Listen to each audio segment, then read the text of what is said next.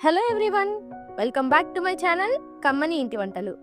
ఇవాల్టి మన special recipe mutton curry.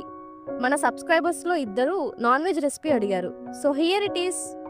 ముందుగా శుభ్రంగా కడిగిన 1/2 kg మటన్ని తీసుకొని అందులో 1/2 టీ స్పూన్ పసుపు, 2 టీ స్పూన్ల కారం, టేస్ట్కు సరిపడా ఉప్పు, 1 టీ స్పూన్ అల్లం వెల్లుల్లిపాయ పేస్టు, 4 టేబుల్ స్పూన్ల పెరుగు, ఇక 1 టేబుల్ స్పూన్ ఆయిల్ వేసి ముక్కలన్నిటికీ మసాలా బాగా పట్టేలా కలపాలి.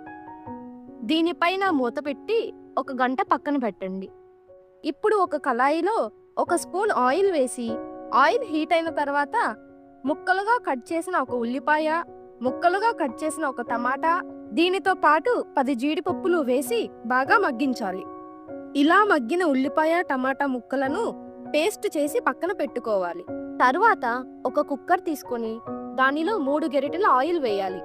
ఆయిల్ హీట్ అయిన తర్వాత 1 చెక్క, 4 లవంగాలు, 1 స్టార్ పువ్వు, 1 మరాఠీ మొగ్గ, ఇంకా 2 యాలుకలు, అలాగే బిర్యానీ ఆకు వేయాలి.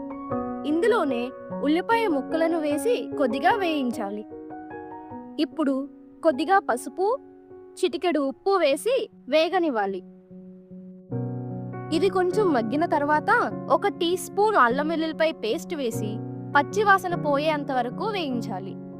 తరువాత చిన్న ముక్కలుగా కట్ చేసిన 1 టమాటాను వేయాలి. టమాటా కొద్దిగా మగ్గిన తర్వాత ముందుగా మనం మ్యారినేట్ చేసుకున్న మటన్ను వేయాలి.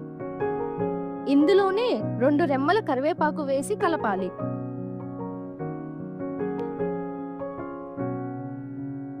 కుక్కర్ మూతకి విజిలు, రబ్బరు 2 పెట్టకుండా 10 నిమిషాలు మీడియం మంటపై ఉడికించుకోవాలి. 10 నిమిషాల తర్వాత మటన్లో నీరు వస్తుంది. నీరు కొంచెం వినికిపోయిన తర్వాత ముందుగా మనం తయారు చేసుకున్న టమాటా ఉల్లిపాయ పేస్టును వేయాలి. ఇందులోనే 3 పచ్చిమిర్చి వేసి కలపాలి. దీనిని 2 నిమిషాలు ఉడికించాలి. 2 నిమిషాల తర్వాత 1 టీ స్పూన్ ధనియాల పొడి, 1.5 స్పూన్ కారము, కొద్దిగా కొత్తిమీర, 1 స్పూన్ మటన్ మసాలా వేసి బాగా కలపాలి. ఇవి కొంచెం మగ్గాక ఇందులో 1.5 గ్లాసు నీళ్లు పోసి బాగా కలపాలి. ఇప్పుడు ఒకసారి ఉప్పు చెక్ చేయండి, సరిపోకపోతే కొద్దిగా ఉప్పుని యాడ్ చేయండి. ఈసారి కుక్కర్కి విజిలు, రబ్బరు 2 పెట్టి 8 విజిల్స్ వచ్చేదాకా ఉడికించాలి. 8 విజిల్స్ వచ్చిన తర్వాత స్టవ్ ఆఫ్ చేసి ఆవిరి పోయేంత వరకు వెయిట్ చేయండి. ఆవిరి పోయిన తర్వాత మూత తీసి ఒకసారి బాగా కలపండి. ఇప్పుడు ముక్క ఉడికిందో లేదో చెక్ చేయండి. ఇలా ఈజీగా కట్ అవుతుంటే ముక్క బాగా ఉడికినట్లే.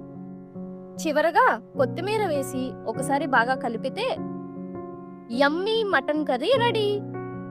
ఇలాంటి మరెన్నో వీడియోస్ కోసం please do like, share and subscribe. Until then happy cooking.